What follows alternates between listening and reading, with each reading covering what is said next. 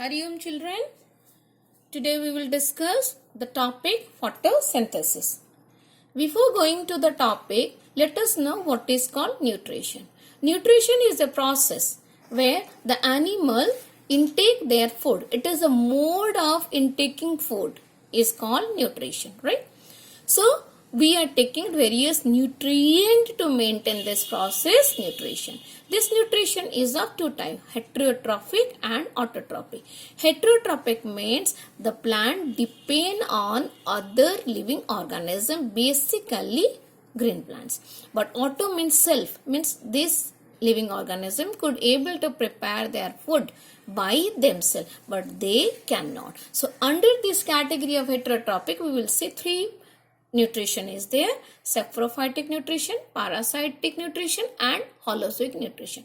Saprophytic nutrition or saprotrophic nutrition is that the animals or the any living organism, when they depend on the dead and decaying substances, right, to get their food, is called saprotrophic nutrition or saprophytic nutrition. Here we are seeing a picture of mushroom bread mold. So they grow in the dead and decaying substances and on the place where they decompose, the decaying substance decompose. So they depend on that. So this is the example. Parasitic nutrition is that this type of animal like leech and roundworm, even mosquito, they depend on the host cell to get their food. Maybe any animal to get the plant. So this is called parasitic. Whereas holozoic nutrition is, it is the inner alimentary canal system where the animal go through different stages of nutrition. The first is ingestion, means intaking of food through the mouth is called holozoic nutrition. So we find all the animals including us undergoes holozoic nutrition. So when we are going to autotrophic, auto means, as I said, self-synthesized. So it is only green plant. The green plant is only living organism on the earth could able to prepare its own food. And every living organism depend on the green plants, right? And why it is possible? Because of chlorophyll. So let's read detail about it. So let us have a look to the distinction between autotrophic and heterotrophic nutrition. In autotrophic, food is prepared by taking raw material, carbon dioxide, water and sunlight, whereas heterotrophic food is obtained from others. Here in autotrophic, chlorophyll is present, required. Here it is not required. In green plants, they could able to do autotrophic nutrition, including few bacteria. And here all the animals undergoes heterotrophic nutrition. And in fungi also, which are non-green, they also undergoes heterotrophic nutrition. And in autotrophic nutrition, the food is generally formed in the daytime, and here you will find obtained food in all the time. So let us see what is photosynthesis. As the name indicates that photosynthesis, photo means light and synthesis means putting together, means by the source of light certain raw material is collected and put together to do this process. So what is the process? The plant could able to prepare their food by the process of intaking certain raw material in presence of sunlight or light energy is called your photosynthesis. And here it is the chemical reaction, right? This photosynthesis reaction is a chemical reaction. Let us see what are the requirement or raw material, what we say necessary for this process is chlorophyll, which is present in the green leaves of the plant, and that's why the leaves are green in color.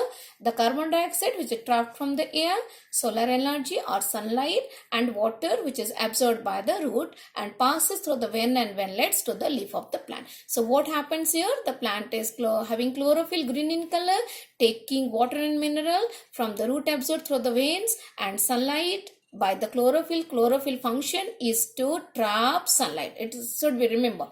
And here we will see carbon dioxide from the air, and what it prepare? It prepared starch food or glucose food. So during photosynthesis, the glucose is prepared. Then we will see this, as I said, is a chemical reaction. So what are the raw material? Raw material, carbon dioxide, water in presence of sunlight and chlorophyll. What it prepared? It prepared glucose and oxygen. So If it is a chemical reaction, let us have a chemical equation over here. Carbon dioxide plus water, we get C6H12O6, which is formula of glucose and oxygen. And let us balance the equation. What we are getting, 6 carbon dioxide, 6 water gives you C6H12O6 and 6 oxygen. So what happened here in this process, the cellular energy is produced and energy is used by the sun and energy is produced in the form of ATP. We will see in this process, this is a highest process, a larger process where the water molecule is extremely used, 12 molecules of water. In the previous equation we saw it gives out oxygen as a byproduct, but we will see the plant also living out or giving out extra water which is not required for the plants. Okay, and this equation, if at all, we will see that carbon dioxide takes water through the root and sunlight, and what it prepare glucose and oxygen as we have been done, but it also gives out water which is not required for the plant. So what is our equation?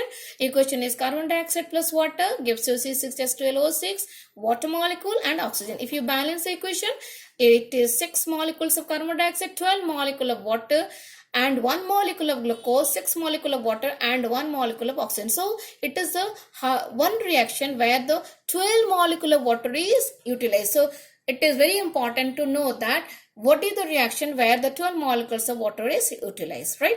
We will go now to see that what is the structure of stomata and its function.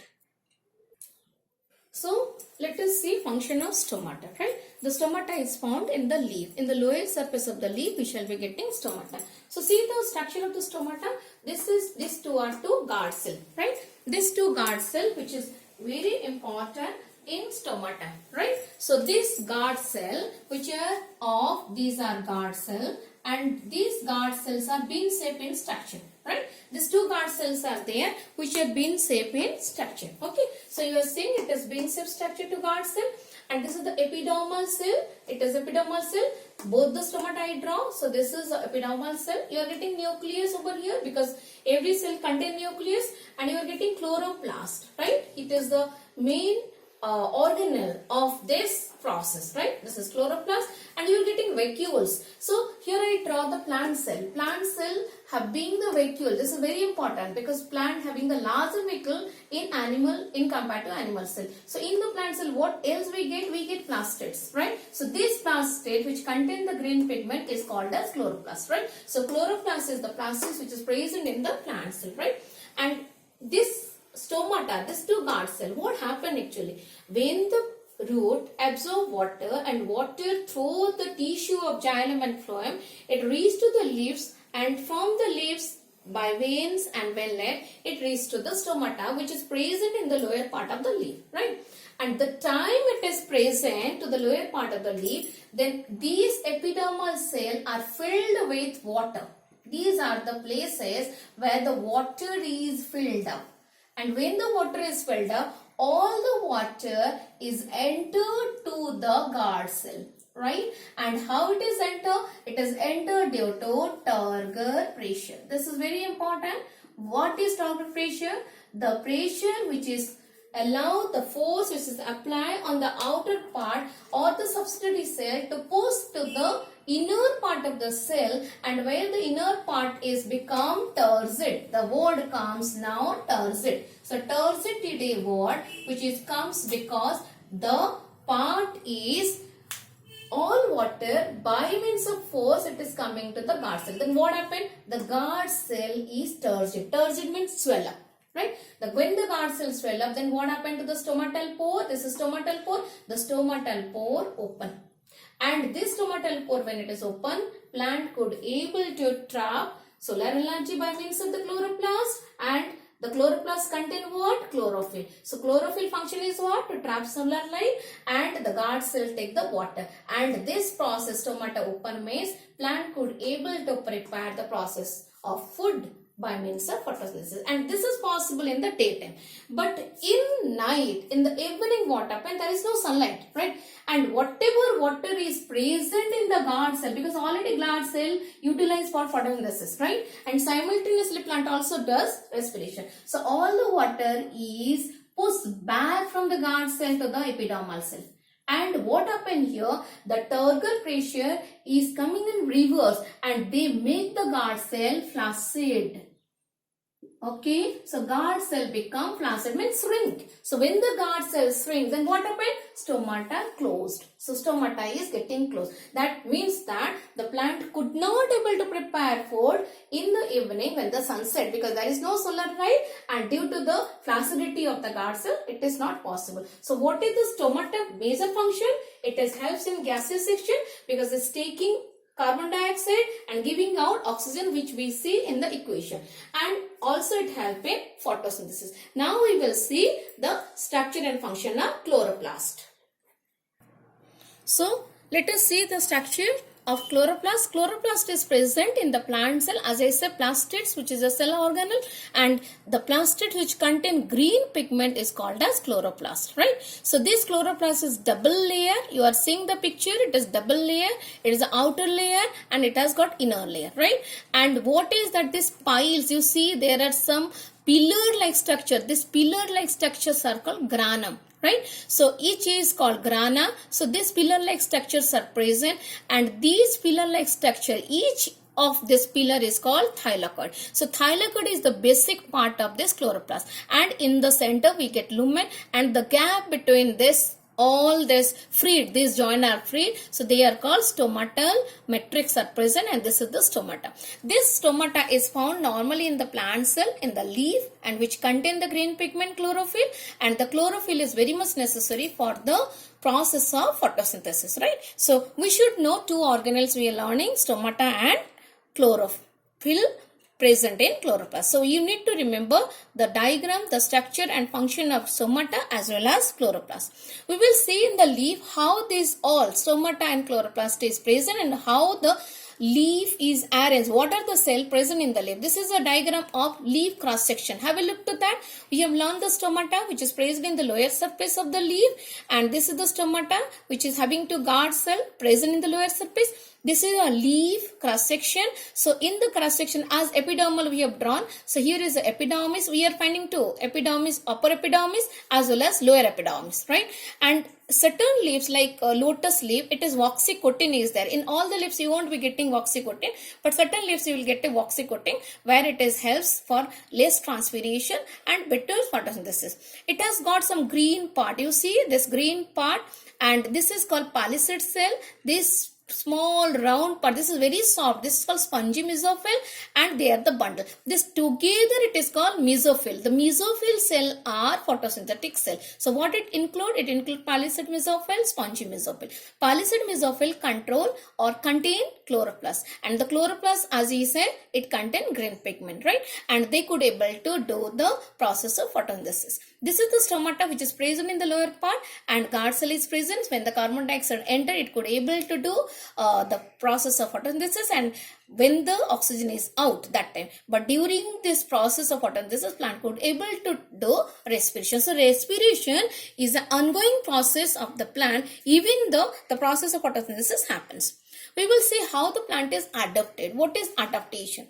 Adaptation of any part or any living organism, any part of the living organism or any living organism is adapted characteristically to keep themselves survive in the surrounding, and they could able to survive to reproduce and protect themselves. Every living organism is adapted. So as the plant is also adapted. So let us see how leaf is adapted. So you will see the leaf structure. This is a leaf structure and how it is adapted. So this is the outer line of leaf, vein and veinlet. So it is the outer line. This is a thin line is there. Why? Because it's allowed the gases to reach to the cell easily. It's very flat. You see the leaf is flat. Why? Because it could increase the surface area, and the leaf could able to trap more and more sunlight for the process of photosynthesis. The veins are present. This is, you see, this is the main vein, right? And these are the veinlets. So the veins are present to carry the water through this main vein to different parts of the leaf, and the stomata which is present in the outer part, the lower surface of the leaf, and they could able to do the gaseous exchange and take carbon dioxide and give out oxygen to do the process of photosynthesis. We will see what are the factors affect photosynthesis. What happened in the surrounding, then photosynthesis hampered. Rate of photosynthesis rate will be slower, right? What are the conditions? So what is the rate of photosynthesis defined as the term rate of oxygen production per unit mass of the green plant tissue as per the unit of the weight of the total chlorophyll. How much chlorophyll is present in a leaf of a plant? If the leaf could not able to trap that much of carbon dioxide, then it is very difficult to prepare a glucose molecule and the plant could not able to give oxygen. So what are the factors actually affecting that? The factors are light intensity. If the light is more, then rate of photosynthesis is very nice.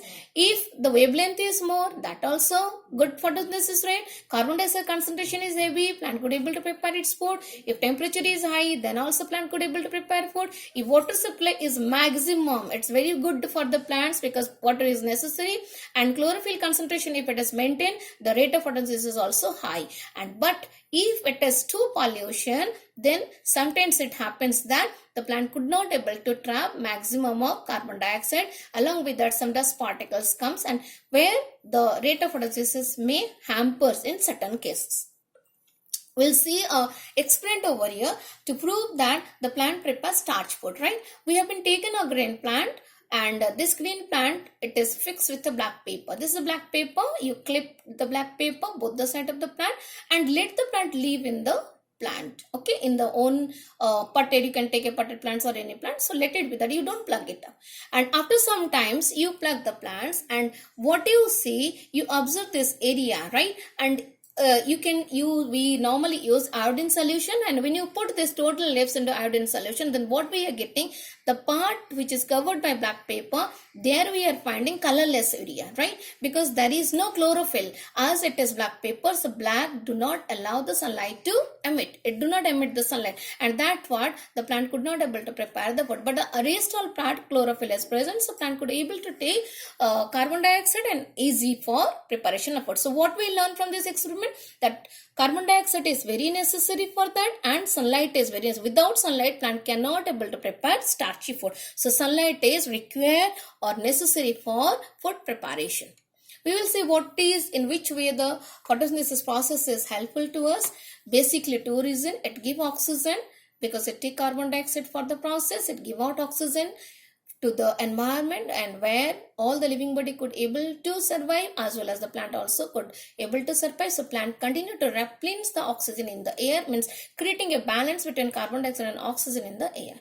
It provides us food directly or indirectly. We always depend upon the plants for photosynthesis. Thank you.